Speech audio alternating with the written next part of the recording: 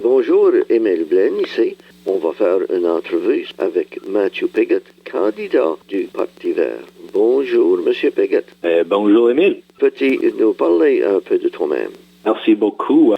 Je veux juste dire que c'est un honneur et un privilège de me présenter comme candidat dans cette élection fédérale historique. Moi, je suis né en Nouvelle-Écosse. Ma famille vient de la vallée d'Annapolis, puis j'ai habité à plusieurs endroits autour du Canada et aussi autour du monde. Mais il y a plusieurs années, je me suis revenu avec ma famille à la Nouvelle-Écosse et je suis ici depuis quelques ans. Alors, quand l'opportunité est venue de considérer l'opportunité de me présenter comme candidat dans l'élection fédérale, j'ai choisi oui. Pourquoi que tu te présentes dans cette élection fédérale? C'est une très bonne question. Je suis impliqué dans des campagnes électorales depuis 20 ans. C'est quelque chose que j'aime beaucoup faire et où j'ai trouvé une passion. Mais je dois dire honnêtement que c'est la première fois que je me suis présenté comme candidat. Ce que j'ai décidé comme processus, c'est regarder toutes les raisons pour et toutes les raisons contre me présenter comme candidat et j'ai vu avec où le pays puis notre province et communauté étaient après 10 ans d'un gouvernement libéral fédéral qui avait des bonnes raisons pour me présenter.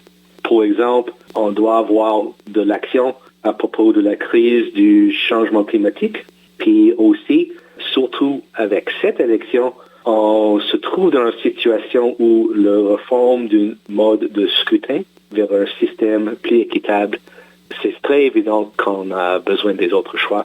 Puis finalement, que la vie quotidienne, avec les coûts des produits et le coût de logement et tout ça, on a vraiment une crise et on devrait faire quelque chose. Alors, pour ces 3 raisons que je me suis présenté comme candidat. Combien d'électeurs y a-t-il dans notre circonscription?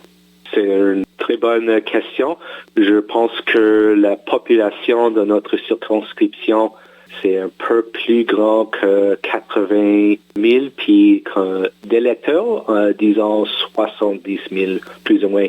Tu me demandes des questions pour voir si je me connais mes chiffres. Oui, exactement. Oui. Combien grande géographiquement est notre riding? Regarde au niveau fédéral de notre pays, c'est une très grande circonscription. Moi, je suis situé à Annapolis, puis je dois vous dire que je peux me rendre en ville, à Halifax, plus vite que je me rends à Yarmouth, qui est au sud de la circonscription. C'est très grand, puis à la même fois, je suis très heureux que l'élection se déroule pendant le printemps ou un peu de l'été, parce que pour monter au sommet de la montagne dans la vallée, pendant l'hiver, c'est insupportable, ça n'aurait pas pu être fait. Alors, il y a une très grande variété géographique dans notre circonscription, ça c'est sûr. Avec une circonscription aussi vaste, quel est le défi d'entrer en contact avec tout le monde et d'entendre leurs opinions et préoccupations? Quelles mesures prenez-vous pour atteindre le plus grand nombre de personnes possible et leur parler? Oui, c'est honnêtement un très grand défi, mais je dois vous dire que si tu veux avoir l'opportunité de représenter nos communautés, tu dois le faire pendant cette période d'élection. J'ai passé la majorité de mon temps à faire du pointage porte-à-porte, parler directement avec les gens. Puis chaque soirée, je me trouve sur le téléphone faisant des appels pour me mettre en contact directement d'une autre manière. Et je dois vous dire que le nombre de situations où quelqu'un me dit c'est la première fois qu'un candidat ou un politicien est arrivé à ma porte, ou c'est la première fois que quelqu'un m'a appelé pour me demander c'est quoi mon opinion, ça montre qu'il y a une opportunité pour quelqu'un qui se débrouille et qui veut travailler fort, il ou elle pourrait représenter notre communauté. On doit le faire et c'est comme ça que le politique local et connecté devrait se dérouler. Durant ton campaigning jusqu'à date, qu'est-ce que le monde parle de le plus des concerns? Oui, c'est une très bonne question. Je pense que surtout dans ce moment, j'ai trouvé beaucoup de fierté canadienne. C'est seulement sur le bout des lèvres de tout le monde. On était plus ou moins réveillés un peu, disons. Je trouve aussi que plusieurs personnes sont contentes de voir qu'il y a une option verte parmi leurs options. Mais c'est peut-être lié à la prochaine question, mais je trouve que le monde trouve notre situation un peu épeurante, disons, puis ils cherchent des solutions, aussi s'il y a quelque chose que leur gouvernement peut faire pour eux. Et c'est ça qu'ils me demandent quand je les contacte. Avec le président Donald Trump qui insiste de mettre des tarifs sur le Canada et d'autres pays, quels sont les impacts que ces tarifs auront sur notre pays et pour les gens de notre région? Oui, je trouve avec cette question qu'on devrait être honnête. On se trouve dans une situation assez difficile. Puis, dans le court terme, ça pourrait peut-être être dur ou avoir un haut coût pour les gens. Mais ce que je trouve comme quelque chose de bon, c'est que c'est l'allié et connecté à nos communautés, qu'on pourrait peut-être diversifier un peu notre économie avec plus de liens entre les provinces. Je vois beaucoup d'actions à propos de cette opportunité à ce moment. Puis, dans le long terme, peut-être même trouver des autres marchés pour nos produits au niveau global. Je sais que c'est une situation assez dure, mais je pense que les Canadiennes et nos communautés ici sont prêts pour le défi. On attend aussi que le président Trump parle régulièrement que le Canada devrait se joindre aux États-Unis. Pendant ton campaigning, entends-tu des gens qui font des commentaires sur ce point-là? On entend aussi le président Trump parler régulièrement que le Canada devrait se joindre aux États-Unis. Pendant ton campaigning, entends-tu des gens qui font des commentaires sur ce point-là? Ce que j'ai vu, c'est que cette situation avec notre voisin, les gens répondent à la question un peu de manière canadienne en disant que ils réfèrent pas exactement à notre voisin, mais on sait dans la conversation que ça existe. C'est un peu comme un fantôme. Il est là, mais n'est pas vu ou n'est pas référé spécifiquement à ce problème.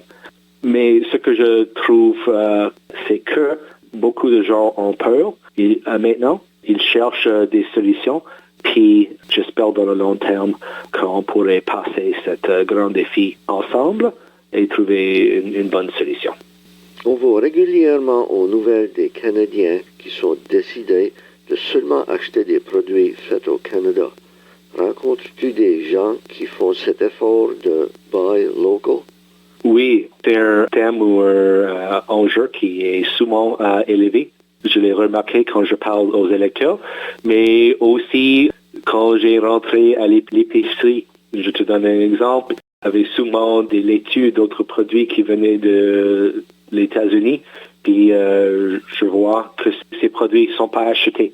Les gens cherchent le petit drapeau canadien quand ils vont à l'épicerie et en mon opinion personnelle, je vois que ces produits sont plus vendus qu'avant.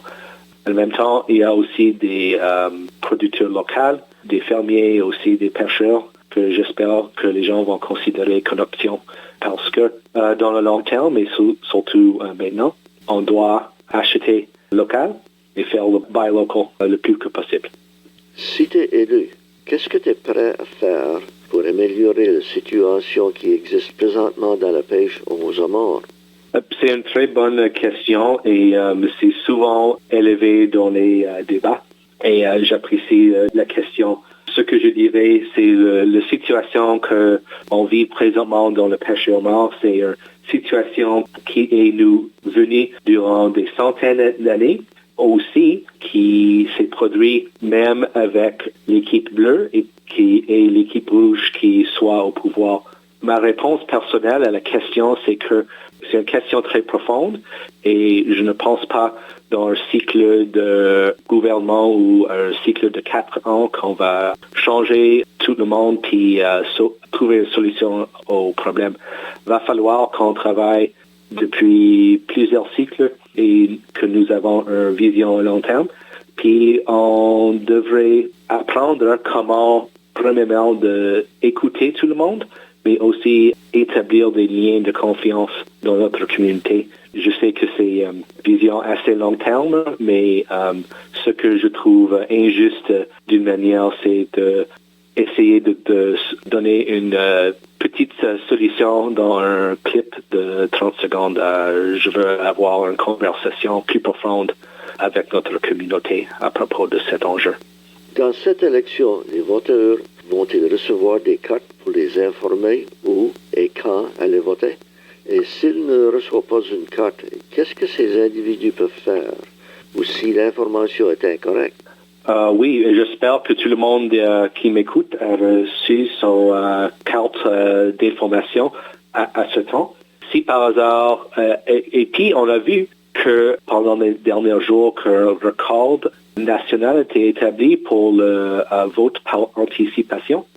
Ça me rend heureux. Alors, je pense que plusieurs personnes ont reçu la carte. Et si par contre, tu n'as pas reçu ton carte ou tu ne sais pas où ou quand aller voter, s'il vous plaît, allez sur le site web élection.ca, puis je partage leur numéro de téléphone, c'est pas la mienne, 1-800-463-6868. Je répète, 1-800-463-6868.